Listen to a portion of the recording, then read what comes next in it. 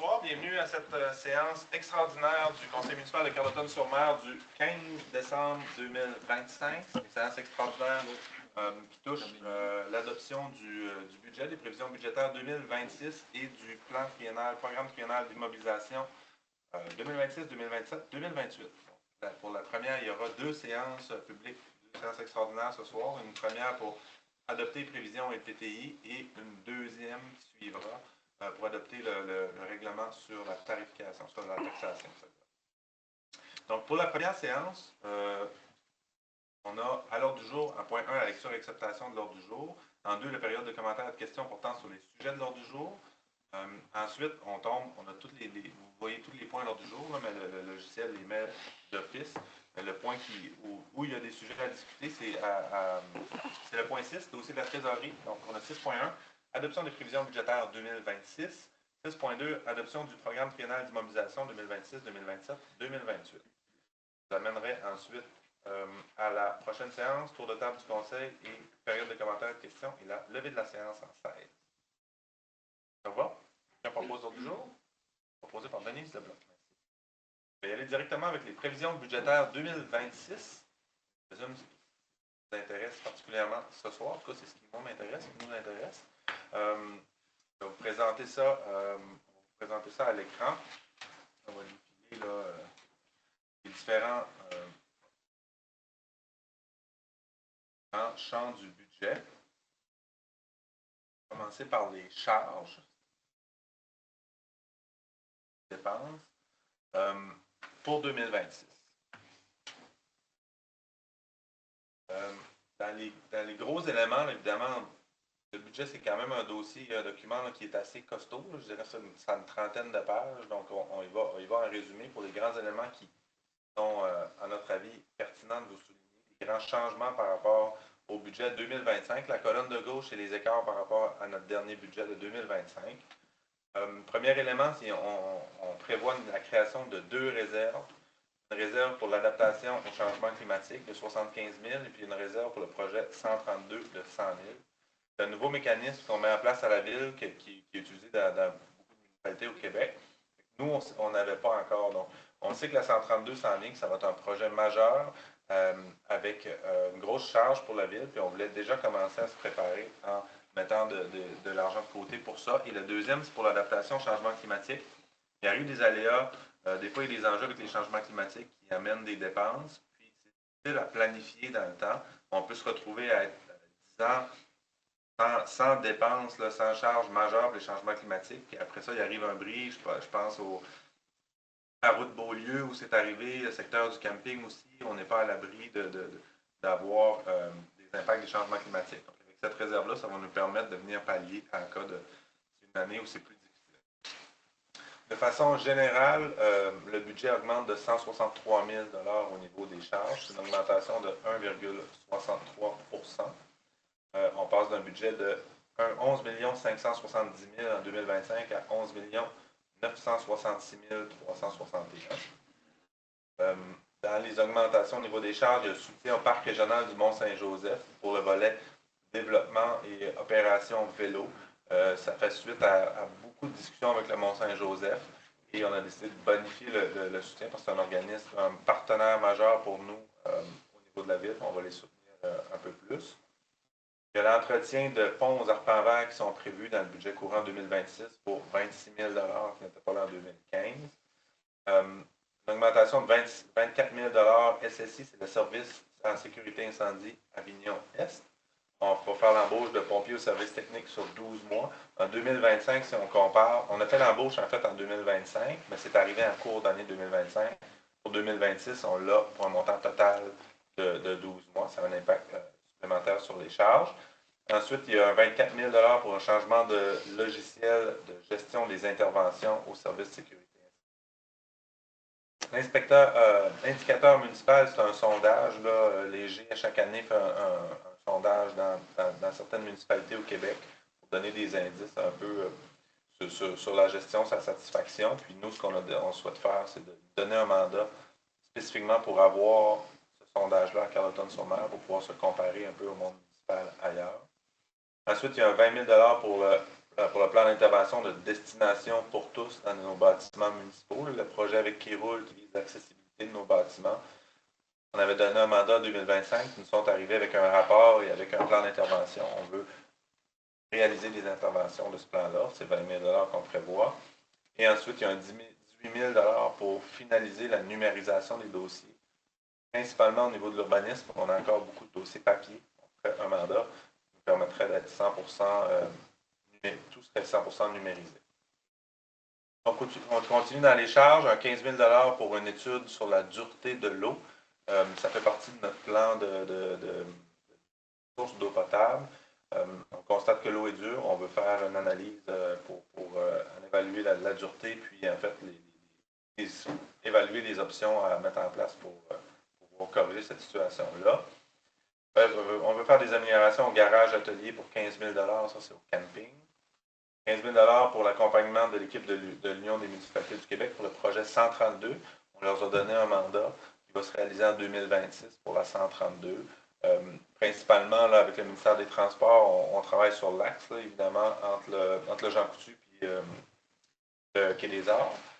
Mais le ministère a besoin de savoir, pour la rue Comeau et la rue du Quai principalement, comment les aménagements vont se raccorder à la 132, principalement pour les déplacements actifs. Et donc, on a donné des mandats pour venir donner une vision plus large, puis définir un peu là, les artères de la rue du Quai et de la rue Comeau qui ne font pas partie du mandat, mais qui vont avoir un impact sur la 132.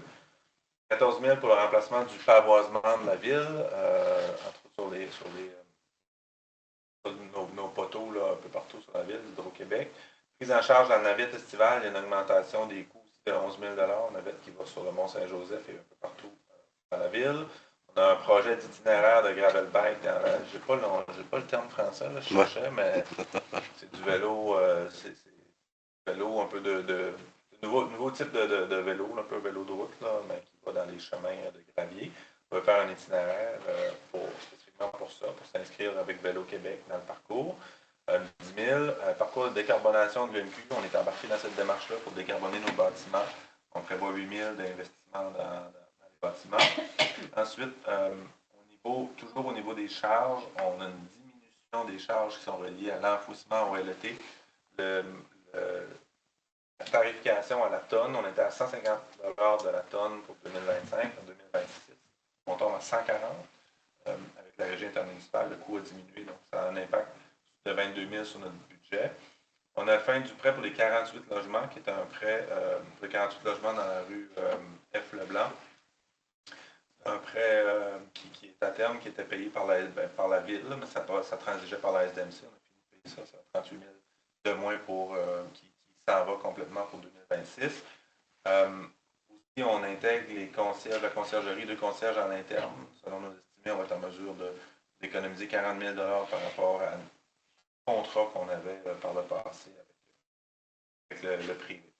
Voilà pour les grands éléments dans les charges. De façon plus détaillée, vous voyez ce que ça donne. Je le disais, on était à un budget de 11 570 000 pour 2025. On est à 11 966 000 pour 2026. L'administration générale augmente de 1,3 à 1 314 476. La facture de la Sûreté du Québec augmente légèrement de 516 à 523 000. Service incendie, j'ai expliqué les grands éléments là, qui font augmenter les charges, de 878 à 909 000. Au niveau du transport, c'est très pratique, là, à peu près les mêmes montants. 1 210 000 versus 1 236 000 pour 26. Et du milieu maintenant, 1 670 000, on est maintenant à 1 660 000 vers diminution, qui sont dues entre autres par les matières résiduelles, ce que je parlais tout à l'heure avec l'enfouissement technique. Santé, bien-être, légère diminution de 87 à 58 000. Au niveau de l'urbanisme, on augmente de 982 000 à 1 041 000, principalement au niveau de l'urbanisme. Toujours dans les charges. Ensuite, l'aréna, on passe de 414 à 460 000. Le camping, on passe de 639 à 663 000. On va le voir tout à l'heure, mais ça fait partie de la stratégie générale. J'ai parlé des réserves là, tout à l'heure, les 2 réserves qu'on veut créer. On a décidé, par le passé, on était toujours conservateur lorsqu'on faisait nos budgets dans l'évaluation des revenus du camping, notamment. On voulait arriver en fin d'année à se dégager des petites marges de manœuvre. Dans le monde municipal, on doit toujours budgéter à zéro. Revenu-dépenses, ça doit toujours être zéro.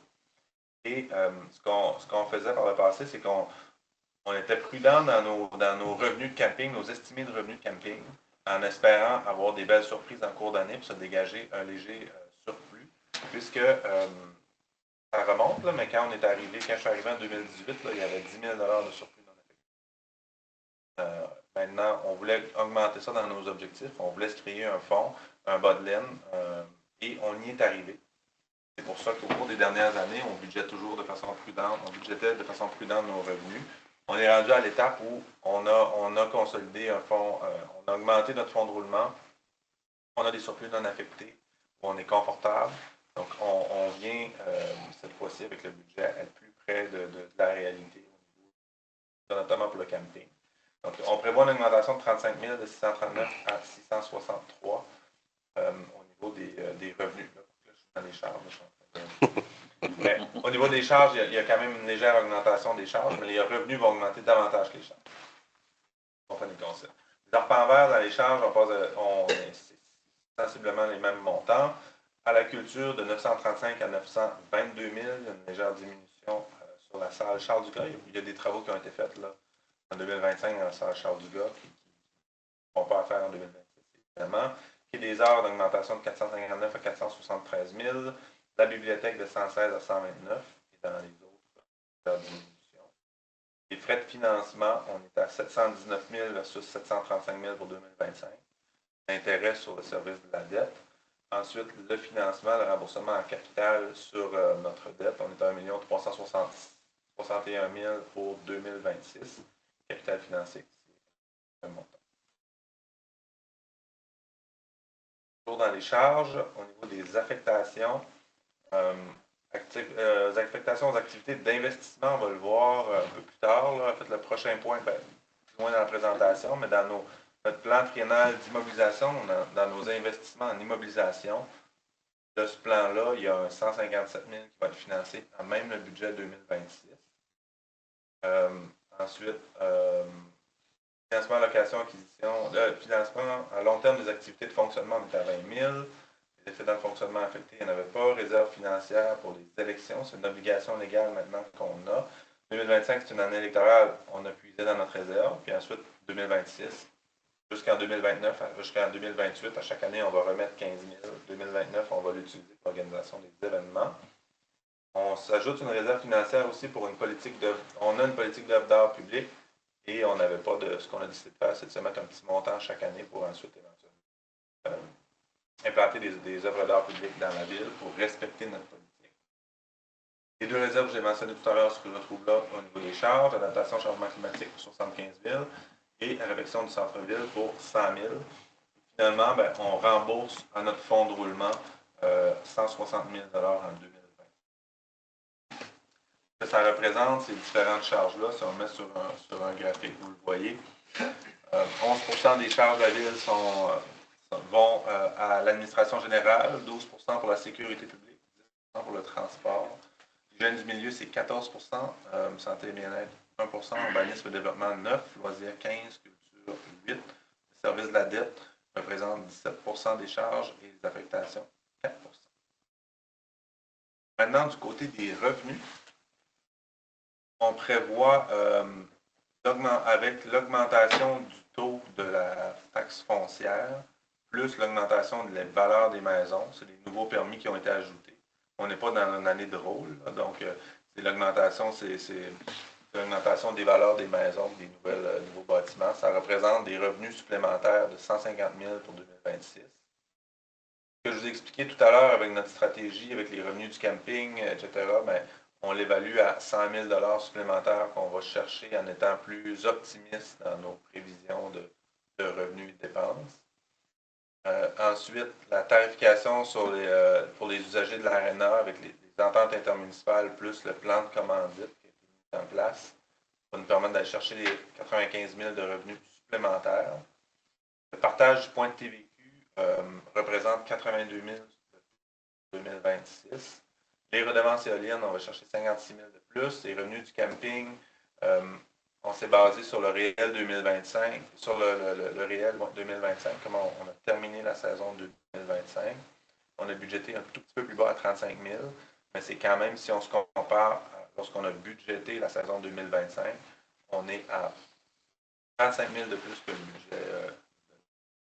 La tarification des matières résiduelles, il n'y aura pas d'augmentation.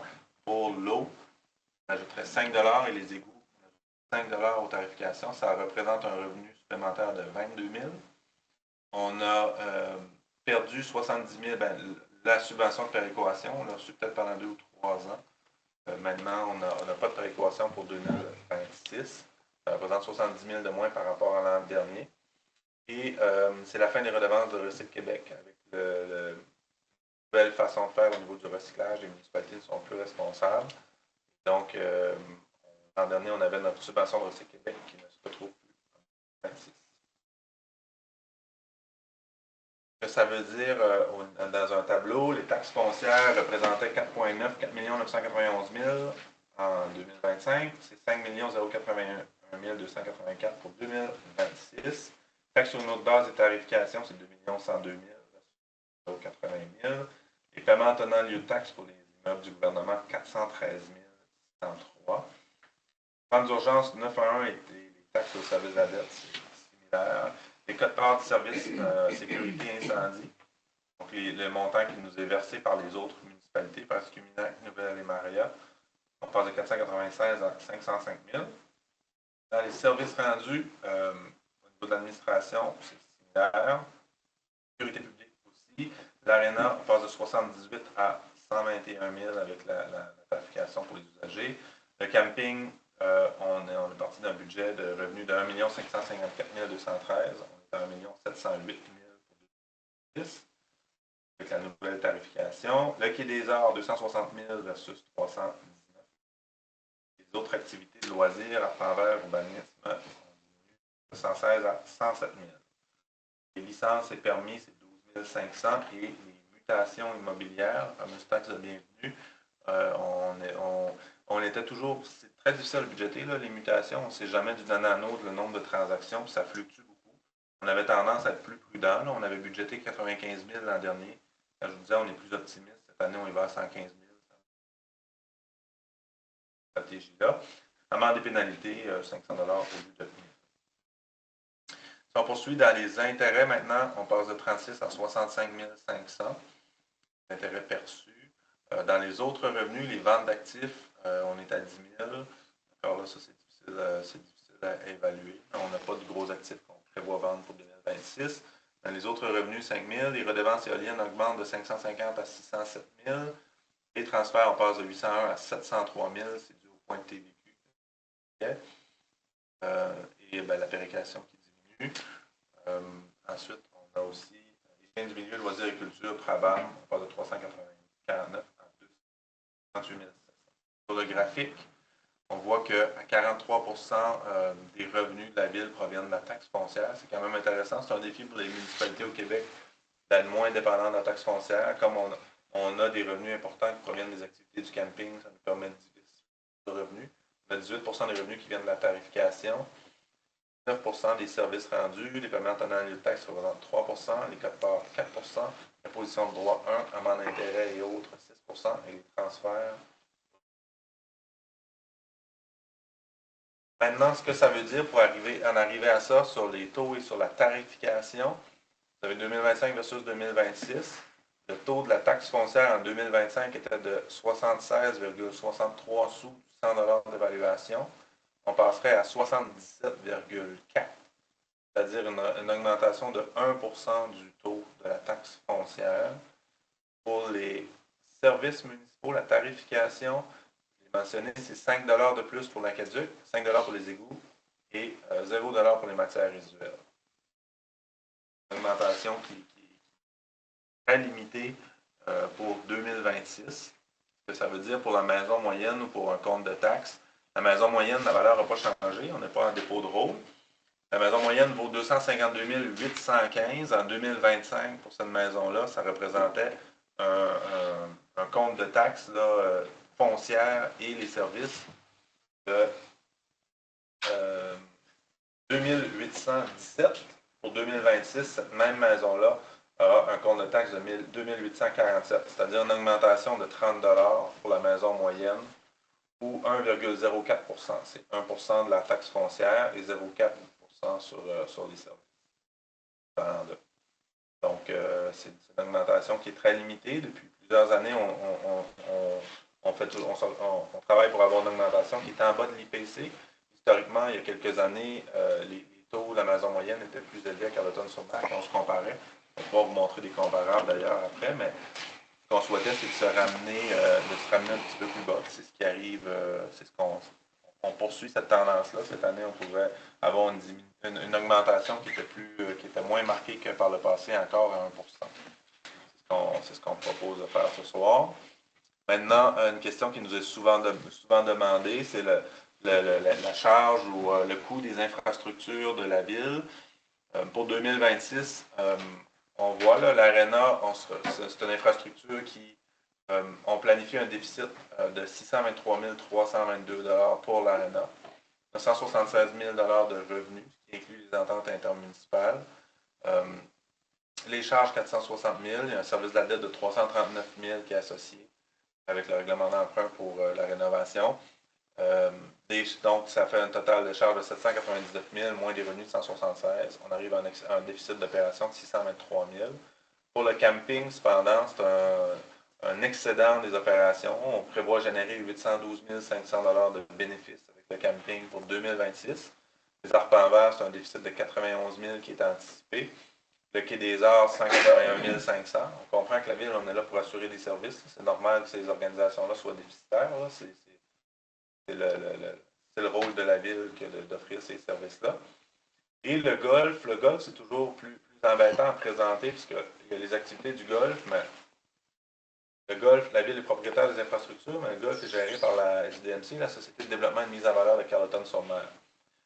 Dans le cadre du budget de la ville, on prévoit donc des revenus de 850 000 pour le golf, des charges de 800 000, un service de la dette de 43 total des charges. Donc, on prévoit pour les chiffres de la ville un excédent de 7 000 $ pour la prochaine saison. Mais c'est possible qu'ils génèrent un peu de surplus dans la SDMC. Ils ne le feront pas là, directement dans le budget de la ville. On va les voir aux documents. Toutes ces 5 infrastructures-là combinées avec les chiffres qu'on vous donne, on arrive à un déficit total de 76 000, incluant évidemment le bénéfice du camping. On était à 250 000 en 2025. Ça veut dire que de façon générale, on arrive à réduire le déficit du fonctionnement de nos infrastructures, en augmentant le camping puis en diminuant les autres infrastructures. On parle de 2025, c'est une situation qui est positive. Maintenant, pour le PTI, le plan triennal en immobilisation, dépenses en immobilisation pour les 3 prochaines années. Je vais vous présenter plus en détail les projets qui sont prévus pour 2026. Le plus gros, c'est la réfection de la chaussée de la route Saint-Louis, la section asphaltée, de la 132 aller jusqu'au pied des côtes, jusqu'à la portion qui est à gravier. L'astérisque est important. Là. Si on a le financement du PAVL, on a demandé, pour une 3e année consécutive, on a demandé une demande d'aide financière. On s'attend à avoir une subvention de 640 000 sur un projet de 800 000. Si on n'a pas la subvention, c'est un projet qu'on devra reporter, mais si on a une réponse positive, on va aller de l'avant avec ce projet-là en 2026. Ensuite, on doit faire le vidange des boues des étangs aérés. On n'a jamais été vidangé. On est rendu à cette étape-là.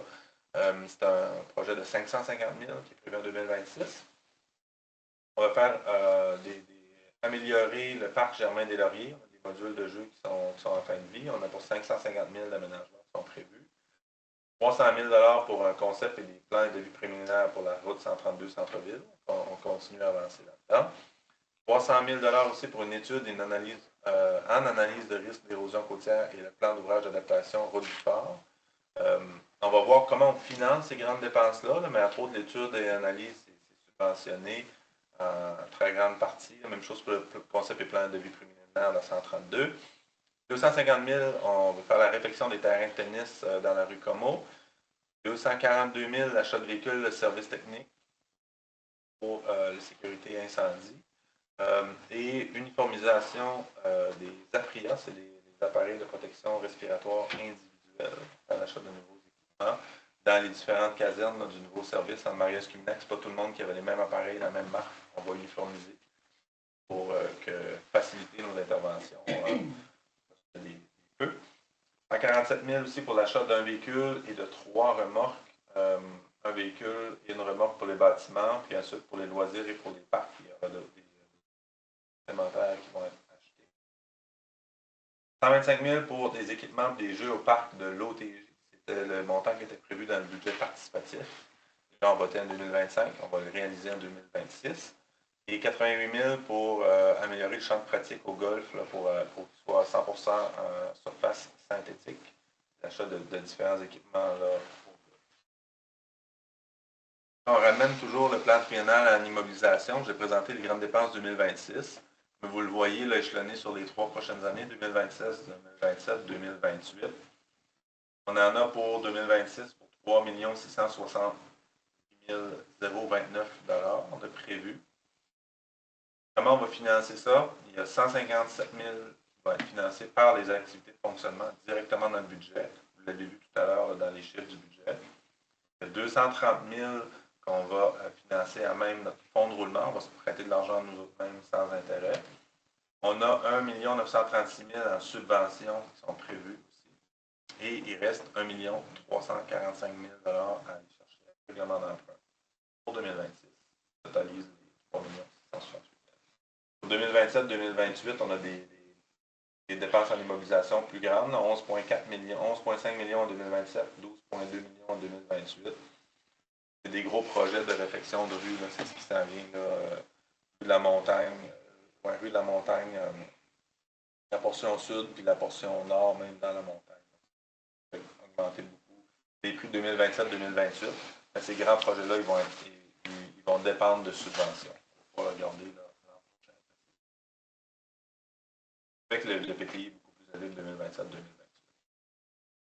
Maintenant, avec ces dépenses-là, avec ce règlement d'emprunt-là, ce qu'on prévoit, une évolution de l'endettement de la ville, qu'on regarde maintenant là, par 100 $ de RFU. Si on se compare, la RFU, c'est la richesse foncière uniformisée, la valeur de nos bâtiments.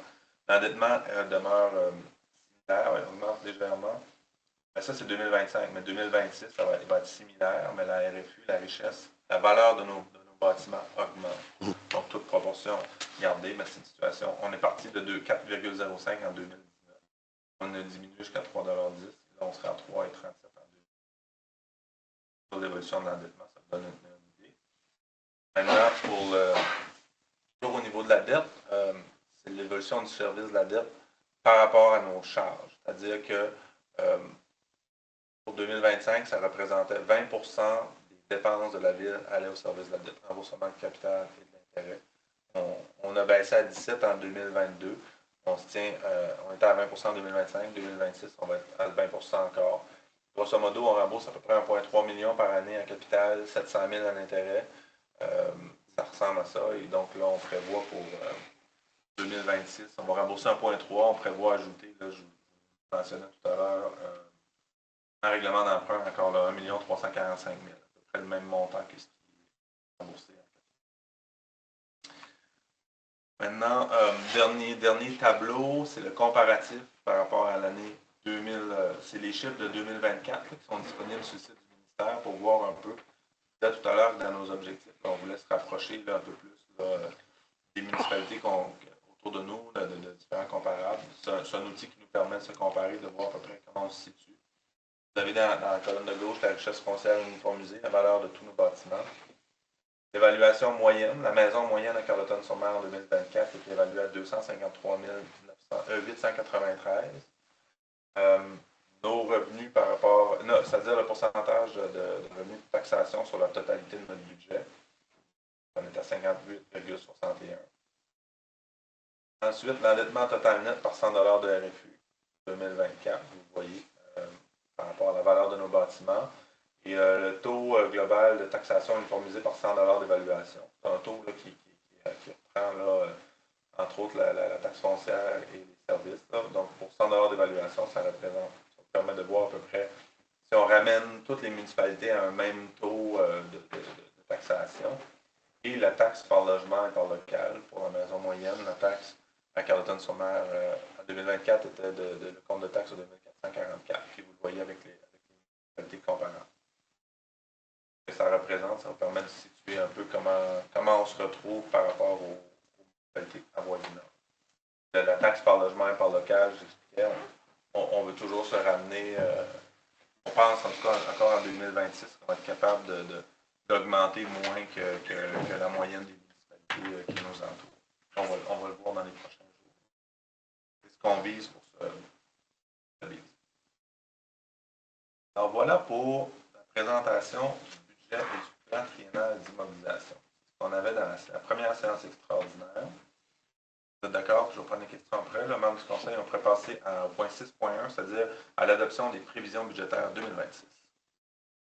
André, la proposition, merci. Et 6.2, on adopte le plan triennal d'immobilisation 2026, 2027, 2028. Je propose, justement. Je amène maintenant aux périodes de commentaires et de questions pour les gens dans la salle. Oui. Qui roule, là. Oui. On dirait que vous avez la désinformation là-dessus. Ce qui roule, là, c'est un outil de promotion pour faire la publicité auprès des personnes en mobilité réduite. Ce n'est pas un organisme qui va aider la ville à se développer. Qui roule, c'est l'organisme effectivement qui certifie. Maintenant, c'est un nouveau programme Destination pour tous qui roule. Ils font des évaluations dans les municipalités puis ils veulent certifier des municipalités comme des municipalités accessibles. Et dans le cadre de ce programme-là, on les a mandatés, on les a payés pour faire un diagnostic. Ils ont évalué, Mme Leblanc, 30 quelques bâtiments. C'est au-dessus de 30 immeubles. Au-dessus de 30 immeubles qui ont été évalués. Ils nous ont fait des recommandations pour chacun de ces immeubles-là pour les rendre accessibles. Des recommandations qui sont plus importantes que d'autres, mais nous, on est parti de ce plan d'action, de ce diagnostic-là, puis on a décidé de réaliser le plus possible d'éléments de ce diagnostic-là. Donc, ils ont de l'expertise, ils ont fait des évaluations de nos bâtiments, puis ils nous font des recommandations. C'est plus pas des recommandations, mais des suggestions, parce qu'ils n'ont aucun suivi d'eux autres pour quoi ce que vous allez faire. Puis à Carleton, si vous allez voir sur le site de Kéroul, il n'y a aucune place adaptée. À part que la caisse populaire, puis peut-être c'est un peu de ma faute, parce que je les ai demandé de mettre une porte automatique à Saint-Guichet, puis ils l'ont fait, puis je les ai dit que le parking n'était pas en bonne place, ils l'ont changé de place. Ici, ça fait plusieurs fois que je vous dis qu'il y a des choses qui sont mal faites, puis vous m'envoyez. Je ne suis pas d'accord là-dessus. Vous avez fait des recommandations qui sont fort pertinentes, qu'on a fait d'ailleurs, je pense au micro-musée. Il y a plusieurs éléments que vous avez suggérés à la ville et qui ont été réalisés. Puis notre volonté, c'est d'en faire plus. On a demandé à un organisme qui est reconnu. Le RAVJ, le regroupement régional, nous dit que c'est notre organisme de confiance, on travaille avec eux. Après ça, les normes au niveau de l'accessibilité, c'est les normes de la Régie du bâtiment du Québec. Qui roulent par de ça, même je dirais qu'ils sont plus sévères que les normes de la Régie du bâtiment pour certifier, pour venir dire qu'un bâtiment, selon leurs standards à eux, est accessible. C'est souvent plus exigeant que ce que demande la Régie du bâtiment. Ils ne donnent aucune certification, ils donnent juste une cote d'accessibilité. Eux, ils vont reconnaître des destinations, mais ultimement, au-delà, c'est leur accréditation à eux, à qui roule. Mais nous, ce qu'on veut ultimement, c'est d'améliorer la situation. Puis on a mandaté cet organisme-là qui nous a été recommandé, qui nous apparaît comme un organisme crédible, qui nous a fait des recommandations qui sont fort pertinentes et qu'on va mettre en place. La difficulté à comprendre quel élément, la critique derrière ça, vous critiquez l'organisme, mais on... Je ne critique pas l'organisme, je critique la façon que vous avez de la présenter. Ce n'est pas un organisme qui est fait pour aider les villes à développer des systèmes. C'est un organisme qui est là pour évaluer auprès des personnes handicapées, faire de la promotion touristique, aller là, il y a ça, puis il y a ça. À Carleton, La seule place qui est adaptée, comme vous dites, c'est la caisse. Vous irez voir les évaluations. Il n'y a aucune place adaptée. Nous, ce qu'on souhaite, c'est qu'ils en rajoutent. C'est pas les autres qui vont y rajouter, c'est vous autres qui travaillez. On travaille avec eux. Ils nous ont fait des recommandations. Une fois qu'on va les avoir mis en place, ils vont venir valider. Puis ensuite, ils vont pouvoir ajouter des bâtiments, comme des bâtiments accessibles sur leur site web. C'est pour cette raison-là qu'on travaille avec eux. Puis pour devenir éventuellement une destination, comme eux l'appellent, destination pour tous. Il va y avoir plusieurs municipalités au Québec qui vont être reconnues destination pour tous. C'est ce qu'on vise. Si vous voulez intervenir, Mme Leblanc, M. Faudette, là?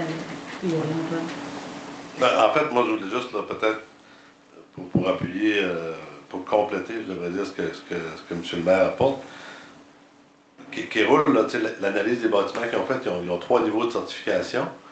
C'est bâtiments accessibles, partiellement accessibles ou non accessibles. Puis c'est quand même les certifications qui sont appliquées par le ministère des Tourismes. Dans le guide de l'Association touristique régionale, ces cotes-là vont être affichées. Donc déjà, on s'engage à afficher ce qui n'est pas accessible, ce qui l'est partiellement, ce qui est accessible. Les standards sont, je vous dirais, très élevés. Puis, dans le fond, pour chaque bâtiment, ils ont des recommandations pour qu'est-ce que ça nous prend comme intervention pour les rendre accessibles. C'est sûr que ça nous donne une feuille de route comme ville pour l'ensemble de nos bâtiments.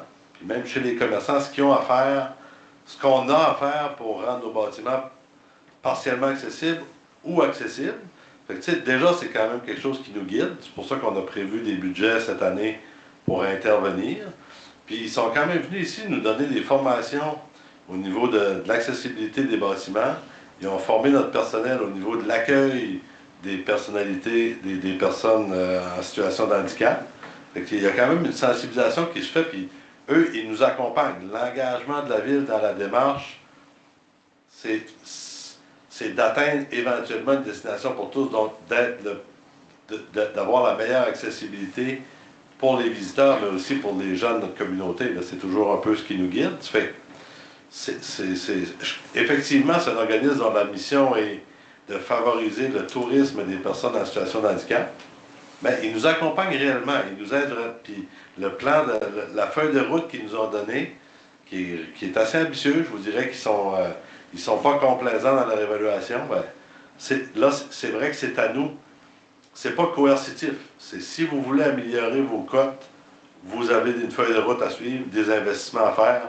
Puis c'est ça sur lequel on commence à travailler plus activement l'année prochaine, puis dans les années à suivre. Là, en tout cas, moi je témoigne comme directeur, ça nous aide à nous organiser pour canaliser nos investissements, puis se structurer par rapport à ça là, sur une base régulière. Oui, je les ai rencontrés, moi aussi, on est chez nous. Je sais ce qu'ils font tout, là. C'est ça, c'est sûr que ça ne nuit pas. Ça ne nuit pas, mais ce n'est pas le mandat. Le mandat pour savoir, les choses que vous devez savoir, c'est que les personnes à mobilité réduite ou les personnes en situation de handicap. Juste le chemin du camping que vous bloquez. Donc, les personnes à mobilité réduite, ils aiment ça aller se promener dans le véhicule. Les personnes âgées, ils aiment ça aller se promener dans le véhicule. Tant qu'il n'y a pas de neige, pourquoi est-ce que vous bloquez le chemin avec des blocs de ciment? Moi, je ne comprends pas ça. Et la plupart des personnes âgées chez José, ils sont du même dire que moi. Bien, ça, c'est un bel exemple. Si on a un autre commentaire que vous avez fait, puis on en tient compte, puis on... Mais par contre, vous les barrez à constater. Là, il est barré, là? Oui. Ce qu'on a demandé, c'est de l'étirer le plus possible, peut-être aller avec des Hautes-Maries, là, mais c'est de l'étirer et d'ouvrir le plus tôt possible. Mais je vais peut-être laisser Mme Leblanc intervenir. J'ai même pas besoin de le barrer, il va se barrer automatique quand ils vont ouvrir le chemin. Puis, la navette que vous montez sur la montagne, vous êtes même pas capable de mettre une navette adaptée pour les personnes à mobilité réduite. Ils peuvent pas embarquer dans l'autobus. Il n'y a pas de véhicule disponible. C'est sûr que... Mais il faut savoir, c'est une navette d'école. L'école est formée l'été. Le transport adapté mobilise des véhicules. C'est des enjeux. On pourra pas... On travaille pour s'améliorer à chaque année. On fait beaucoup d'efforts. Est-ce que ça va être parfait? La réponse est non. Est-ce que notre volonté, c'est d'en faire plus? La réponse est oui. On y va selon nos moyens. le directeur général a parlé de différentes interventions. Il y a aussi, ça va jusqu'au hublot. La dernière version du hublot, notre équipe a été formée. On a travaillé sur il y a plus de pages, mais il est plus aéré pour faciliter la lecture pour des gens qui ont de la difficulté de lecture. Donc, on a vraiment une volonté d'améliorer l'accessibilité. J'ai l'impression que vous tentez de nous prendre en défaut sur bien des éléments, mais on est là pour travailler dans une approche positive. On vous a rencontré à plusieurs reprises pour entendre vos préoccupations. On les écoute, peut-être pas à votre satisfaction, mais on fait des efforts pour s'améliorer. Une fois, c'est comme vous avez acheté une balançoire pour le parc à l'OTJ. Bien, ça, je vais laisser Mme Leblanc si vous voulez intervenir. Si vous voulez, l'été prochain, là, vous passez un fauteuil roulant, vous essayerez de monter au parc de l'OTJ. Vous essayerez de monter par l'église et rentrer par l'autre bord de la rue. C'est impossible. C'est juste, mon garçon, on a été à un service, là, puis avec sa chaise électrique, il a arrêté dans la cour de l'église. Quand il a décollé, ça a fait le voler. N'essaye pas de monter de la côte de l'église à Saint-Omer. Puis, non, mais on ne demande pas aux gens de monter comme. Le parc de l'OTJ, le parc de l'OTJ, ça a été discuté, réfléchi avec la Maison Maguire, qui est un organisme crédible sur notre territoire, qu'on a consulté. C'est eux qui nous ont demandé ça. Et vous voudrez parler aux responsables de la Maison Maguire, puis aux usagers de la Maison Maguire, puis ils vont dire qu'ils ont vraiment hâte d'avoir ce parc-là, parce que pour une fois, ils vont avoir des modules où ils vont pouvoir aller faire leurs activités, puis ils en sont très heureux. Ça, c'est des usagers, puis c'est des personnes qui sont en situation de handicap, qui ont des oui, mais pas de handicap de déplacement.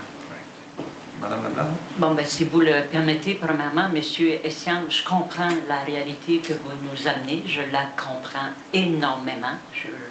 Pour la plupart des situations que vous nous amenez, je sais que la Ville, au niveau de ses infrastructures, c'est peut-être pas à la hauteur que vous le souhaitez. Et lorsqu'on a parlé ici, nous, dans nos séances de travail, quand en tant qu'élu, on a parlé comme de fois qu'on souhaitait d'avoir quelque chose qui faisait en sorte d'avoir l'accessibilité pour tous. Et c'est la firme qui roule, qui, à nos yeux, à nous, correspondait à la hauteur de nos attentes. C'est peut-être pas exactement ce que vous souhaitez, mais je sais qu'à quelques reprises, vous venez de nous le dire, ils vous ont rencontré. Et je crois qu'à quelque part, en tout cas du mois après la rencontre, ils nous ont laissé entendre comme de quoi que ça semblait bien conforme. En tout cas, ils vous ont bien écouté, si je ne me trompe pas. Là. Oui? Oui, ils m'ont bien écouté. Je discute avec d'autres régulièrement. Bien, c'est ça. Donc. Et c'est pas, comment vous avez dit ça, un organisme. C'est pas une firme, c'est un organisme. Mais c'est quand même une firme. Une firme, c'est pour donner des plans. D'autres, ils ne vous feront pas de plan. Ils vont dire, on va là, on invite nos machines à... Je comprends. Mais je peux vous dire qu'avec les rencontres que nous avons eues, on a eu quelques rencontres quand même assez fréquentes. Puis comme notre maire vient de vous dire, la Maison Maguire est un grand partenaire lorsqu'on se rencontre. Et en même temps, là je vais le dire ouvertement, mais je suis quand même la présidente de la Maison Maguire, donc c'est pour vous démontrer à quel point que j'ai à cœur, je suis très sensible, je suis très touchée par ça. Puis je peux vous dire que c'est mon dossier présentement au niveau de l'accessibilité universelle. Et je peux vous dire que je ne lâcherai pas le morceau. Puis oui, on va tout faire de notre possible, bien sûr, pour que l'ensemble des infrastructures, du moins au niveau municipal, parce que là, on a le pouvoir, ça nous appartient, mais au niveau des autres entreprises, mais nous, on veut devenir un modèle. Puis vous pouvez être sûr qu'on va tout faire pour que l'ensemble des autres entreprises puissent y adhérer. Puis il va y avoir, comme M. le maire disait, il va y avoir des programmes. Puis je peux même vous dire tout de suite, là, je n'ai pas le rapport devant moi, honnêtement, mais il y a déjà des entreprises qui sont quand même vraiment accessibles pour tous. Il y en a beaucoup quand même encore aujourd'hui partiellement accessibles. Et il y en a malheureusement qui ne le sont pas du tout. Je peux vous dire même qu'on a marché plusieurs fois avec eux. On a tout fait le territoire, on les a tout analysés, on a tout regardé. Puis c'est un beau modèle, exemple, la Marina. C'est quand même avec la firme qui roule, qu'ils ont fait des choses. Je ne sais pas si vous avez eu l'occasion d'aller le voir, mais c'est vraiment de toute beauté. Ça permet à des gens qui sont différents, qui au départ ne pouvaient pas avoir accès au quayage et tout. Puis là, maintenant, ils peuvent le faire. C'en est un bel exemple. Mais je peux vous dire qu'au niveau de la ville, nous avons encore, Je suis tannante avec ça. Je l'ai autant en cœur que vous. Ben, je ne doute pas de vos bonnes intentions. Bon. Il y a un proverbe qui dit que l'affaire est pleine de bonnes intentions. Non, mais moi, j'ai pas juste des intentions. Je me suis engagée, et d'ailleurs, c'est une des raisons pourquoi j'ai voulu faire un 3e mandat, parce que quand c'était mi-année, à peu près 2 ans, je pense, qu'on travaille sur ce dossier-là, et j'avais à cœur de continuer. Je voulais vraiment qu'on persiste puis qu'on signe, on dit comme on dit. Mais on fait un gros travail, puis au contraire, c'est la film qui roule, là, quand M. Lapointe vous a dit tantôt, là, les exigences, c'est plus grand que la régie du bâtiment. Puis ça donne bien, hein, la caisse, je la connaissais bien. Puis je peux vous dire que quand on reçoit des plans de vie, on l'a eu l'exemple avec la caisse, c'est pas parfait. Puis quand Kéro l'a visité, il a encore vu des petites faiblesses. Fait que c'est juste pour vous dire que même si on signe, on prend des architectes, il y en a quand même des petits défauts. C'est pas parfait. Puis je comprends ce que vous dites, là. À un moment donné, même à la caisse, la porte était elle était même pas dans le bon sens. C'est juste pour vous dire qu'il y en a des erreurs.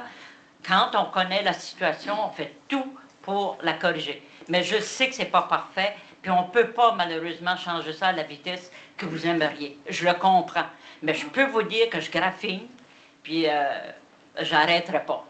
Puis c'est sûr que ça ne viendra jamais parfait aussi vite. Mais je peux vous dire que moi, je crois à la film qui roule. On les a rencontrés, puis vous avez eu la chance de les rencontrer, puis n'importe quel temps, ils peuvent vous contacter. Puis vous pouvez me parler aussi, hein, s'il y a quelque chose, là, je vous invite à venir me voir, puis on peut faire beaucoup de choses ensemble. C'est ça que je vous invite à faire. Hein? Comment? On va clore. Non, c'est bon. Puis Antoine, je ne sais pas si tu te rappelles, là, tu as 10 ans. Je vous ai dit que la porte en avant n'était pas automatique, les roues automatiques. Non, Ben, c'est pas de quoi. Monsieur Siam, là, je vais arrêter les discussions. Ça fait plus de 5 minutes qu'on discute. C'est un sujet qui est récurrent chaque mois. Pour les fins de la période de questions ce soir, on va arrêter ça là. On vous invite encore une fois à venir échanger avec nous si vous avez des problématiques. On est très ouvert à vous rencontrer. On vous présentera le plan d'action, ce qu'on va faire dans les détails. Mais pour ce soir, on va arrêter avec cette question-là. Madame, alors... Bon, oui, OK, on va changer de sujet. Probablement que vous êtes informé que le retour du train à Gaspésie, le retour du train passager à Gaspésie, mais peut-être que vous en êtes informé que la coalition a gagné le premier prix national qui a été géré par Trajectoire Québec. Madame Micheline Saint-Onge a gagné le premier prix au niveau national pour tout le travail qu'elle effectue bénévolement. Je ne sais pas si vous... est-ce que vous en étiez... Oui, absolument. J'ai eu l'occasion de la féliciter d'ailleurs, puis je l'ai rencontrée après ça. Mais oui, on était... Je ne sais pas si l'ensemble des membres du conseil avaient eu cette information-là, mais... Moi, je vous le dis. Si vous ne le saviez pas, moi, je vous le dis, parce que c'est terriblement important, puis on travaille d'ailleurs très fort pour le retour du train. Puis là, j'ai un autre petit point, mais je ne vais vraiment pas vous faire rire là, ce soir. Là. Mais tu sais, on parle du plan d'aménagement de la 132 quand on va tout bouleverser le centre-ville de Jean Coutu au Quai des Arts. Ma question qui tue, je vous parle peut-être moins souvent que M. Siam par rapport à son dossier. Est-ce que vous pensez toujours à enfouir les fils ou que vous me dites, Mme Allard, là, ça, dossier fini, on n'en parle plus, ou que ça pourrait peut-être encore mijoter dans votre tête, qu'étant donné qu'on fait des grosses rénovations dans tout Carleton, dans, je ne sais pas, 4, 5, 6 ans, qu'on pourrait enfouir les fils. Quand je vous en avais parlé, là, vous rappelez-vous, vous aviez parlé d'Hydro-Québec, que c'était pas dans beaucoup dans leur passion d'enterrer des fils. Ben, mettons qu'on a de l'argent. J'ai dit bien mettons. On pourrait peut-être y penser. Parce que je vous l'avais dit il y a quelques années, comment est-ce que c'est beau Gaspé, le centre-ville de Gaspé, comment c'est beau, puis qu'on est une ville touristique reconnue provincialement. Ça serait tellement beau, pas de téléphone, tout le centre-ville. Je vous dis rien que ça, comme ça. Bien, je me rappelle de votre intervention, puis ça fait partie de... Nous, ce qu'on demande au ministère, on travaille avec le ministère des Transports, de la mobilité durable dans ce projet-là. On veut faire une évaluation d'enfouissement des fils. Je ne peux pas vous dire à date d'aujourd'hui. Mais nous, ce qu'on a demandé, c'est d'avoir un prix puis de voir ce que ça peut représenter comme coût pour prendre une décision. Moi, je sais bien. Mais on n'a pas encore ce montant. D'accord. Mais c'est sûr qu'on veut aller au bout de cette réflexion-là. Ouais. Mais c'est onéreux. C'est très, très cher, on le sait. Mais il faut toujours se mettre dans l'idée qu'il faut avoir vraiment comme une vision d'avenir, une vision à très très long terme. Je veux dire, j'imagine 40 ans, Carleton va être encore là, puis comprenez-vous, je veux dire? Nous, on va mourir, on va mourir, mais il y en a d'autres qui vont nous suivre, puis quand ils vont naître, ils vont donc bien trouver ce mot. Bien, assurément, mais à l'heure actuelle, on n'a pas de prix. On ne sait pas ce que ça peut représenter. J'aurais qu'une autre question par rapport au budget. Peut-être que vous allez me trouver, je sais, parce que c'est loin, donc j'ai eu beaucoup de chiffres. Mais non, mais quand vous avez parlé de la culture tantôt, M. Odette, Antoine, quand vous avez les charges au niveau de la culture, là, je trouvais qu'il y avait un gros montant. On parlait de la salle Charles Dugas, de la bibliothèque du Quai des Arts. Puis il y avait un autre item ou un autre volet qui s'appelait Autre. Autre? Dans les charges au début, dans vos premières lettres ou dans vos premières pages.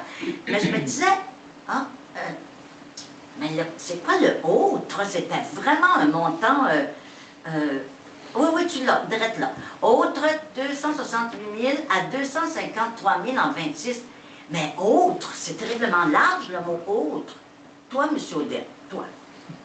Es-tu capable de me dire qu'est-ce qu'il y a en dessous de ça? Oui, mais autre, là, ça peut regrouper une quinzaine de dépenses. C'est pour ça que pour l'exercice, on passe de 30 pages à 3 diapos, 4 diapos, là, pour simplifier, mais c'est sûr qu'on n'a pas le choix de mettre... Oui, je comprends très bien. On va vous donner le détail de Oui, mais je trouvais que le montant était terriblement élevé pour mettre dans le tiroir qui s'appelle autre. Tu rien que ça. Oui, mais c'est ça, il y a beaucoup d'éléments. Déjà, il y a toutes les subventions aux organismes. Tous les soutiens aux événements culturels, aux organismes culturels font partie comme de genre autres. Oui, comme le clandestin, comme tout le soutien aux organismes, il n'est pas dans le Quai des Arts, il est dans autres. Donc, tout le soutien au milieu culturel, il est dans autres. Ça, c'est autour de 82 000. C'est une bonification pour 2026, là, du soutien aux organismes. Ouais. Historiquement, on avait toujours, pour 2025, je pense qu'on a augmenté là, de façon importante les contributions qu'on a aux organismes. Ce qu'on a décidé de faire, c'est à chaque année de l'indexer à peu près au coût de la vie, là, plutôt que de geler pendant X nombre d'années. Okay. On a le budget participatif, même le plan d'action plein air est là-dedans. Il y a ça totalise 30 000. Tout le journal communautaire, le Hublot est là-dedans. Le Hublot, bon an, mal an, c'est une trentaine de mille aussi. Ça fait que c'est tous les éléments, je vous dirais, loisirs et culture qui ne sont pas dans les infrastructures se retrouvent dans cet autre-là. Correct. On pourrait vous ventiler ça. Là, non, vous avez répondu à ma question. Sans problème. Le micro-musée là-dedans, l'entente de développement culturel. Il y a le soutien aux organismes culturels, il y a l'entente de développement culturel. C'est tout le soutien à des projets culturels qu'on fait en partenariat avec le ministère de la Culture se retrouve là-dedans. Voilà, tout ça, mis bout à bout, ça totalise le montant que vous avez à l'écran, effectivement. Parfait. Correct, merci beaucoup. Pas de questions, Annick? Oui, M. Turcotte? Vous avez parlé du train. Juste ouvrir votre micro. Vous avez parlé du retour du train. Oui. Il va y avoir un comité, le PDG de Via Rail va être convoqué, le comité du transport à la Chambre des communes d'Ottawa au mois de février. Oui. Et d'ailleurs, on a une conférence de presse de Mary Richmond par rapport à ça avec la coalition. Parfait. Merci. Merci. Je pourrais procéder à la levée de la séance. Il va y avoir la deuxième proposée par Mme Leblanc. Merci. Je vous amène à la prochaine séance extraordinaire. Donc, on a la lecture et acceptation de l'ordre du jour, les périodes de questions et de commentaires portant sur les sujets de l'ordre du jour. Dans les sujets de l'ordre du jour, à la trésorerie en 6.1, c'est le règlement 2025-506 décrétant les prévisions budgétaires de l'exercice 2026, l'imposition d'un régime d'impôt foncier à taux varié, la tarification de compensation du service d'aqueduc, égouts et accueil de traitement des ordures, avis de motion au dépôt du projet. En fait, c'est ce qui suit l'adoption du budget, qui permet d'opérationnaliser le budget avec ce règlement-là. On donne la motion ce soir. En 7, urbanisme, on a une demande de fonds payants. 8, développement économique et tourisme. Développement et tourisme, on a 8.1, remplacement de la charge municipale, autorisation de paiement. Ensuite, 10, travaux publics et bâtiments. 10.1, étude d'évaluation de la sécurité du barrage de l'Éperlan. X0003613, engagement à réaliser les travaux et la surveillance recommandée. On a 12 prochaines séances, 13 autres sujets, 14 pour le temps du conseil, 15 périodes de commentaires de questions et 16 avec la séance. propose l'adoption de l'ordre du jour. Ça arrive juste là-dedans, merci.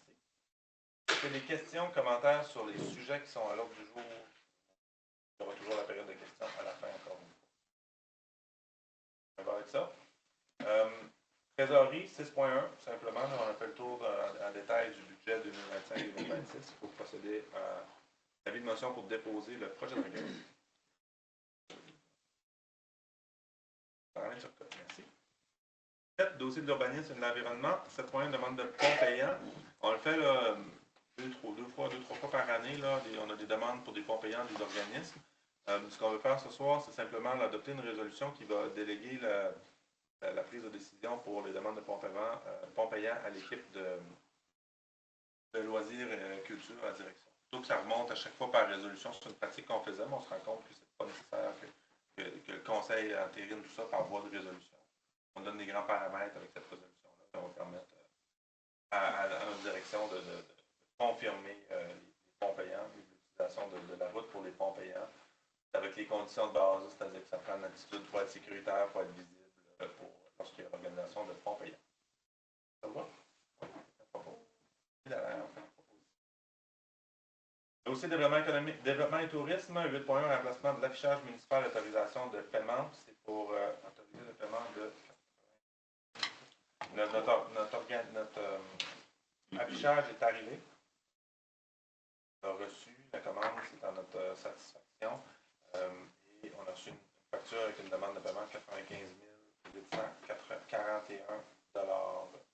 83 000 ou 83 358 sans les taxes applicables. Procéder au paiement. Prochain point, travaux publics et bâtiments. Maintenant, 10.1, étude d'évaluation de la sécurité du barrage de l'Éperlan pour les engagements à réaliser les travaux. On a fait faire en 2025 une étude sur la sécurité du barrage. Dans cette étude-là, on a eu une liste de recommandations, des travaux à faire. Et ce qu'on vient faire ce soir, c'est de confirmer qu'on va aller de l'avant avec les travaux. Ça s'échelonne jusqu'en 2028. Il y a différents travaux à faire par la ville pour maintenir la sécurité du barrage. Ça va nous permettre aussi éventuellement d'aller chercher du financement, payer une portion de l'étude qu'on a réalisée en 2025.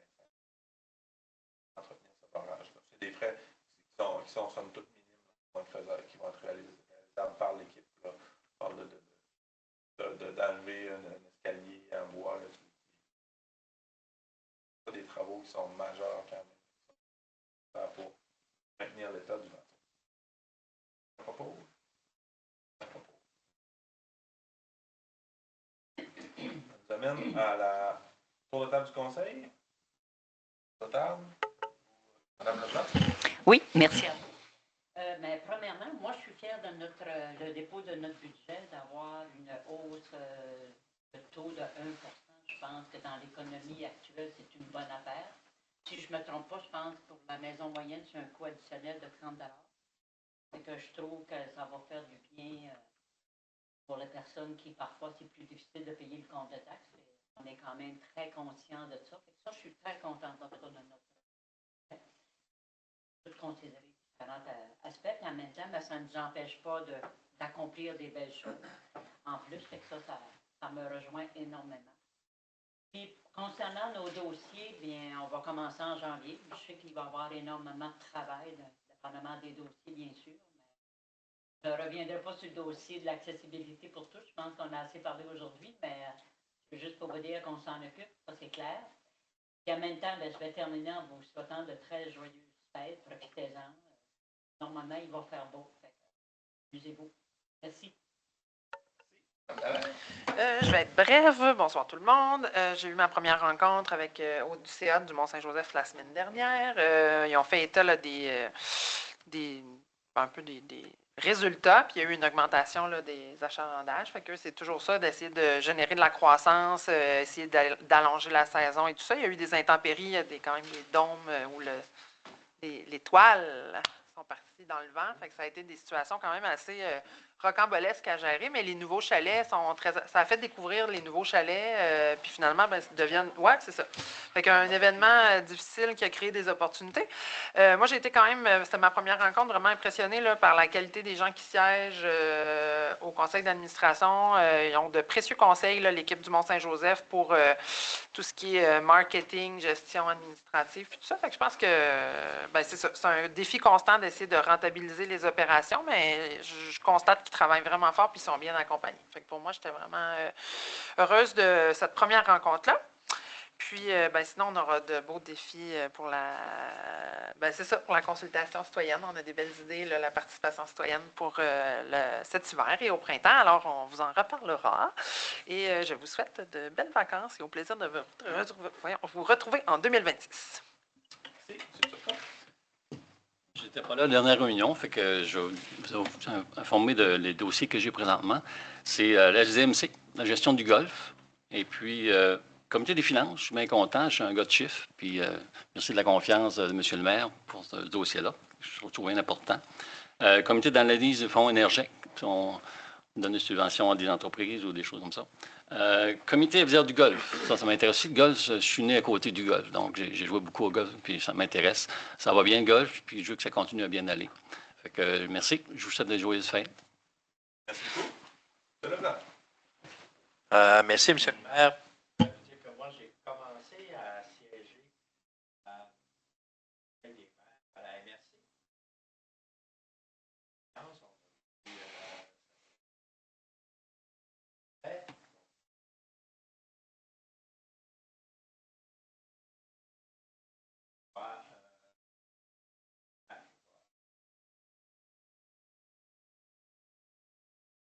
L'équipe de travail,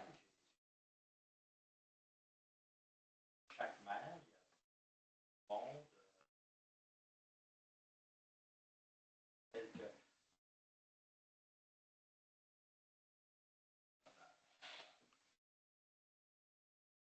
aussi, je ne sais pas trop si ça se fait, là, déposer une motivation à l'équipe.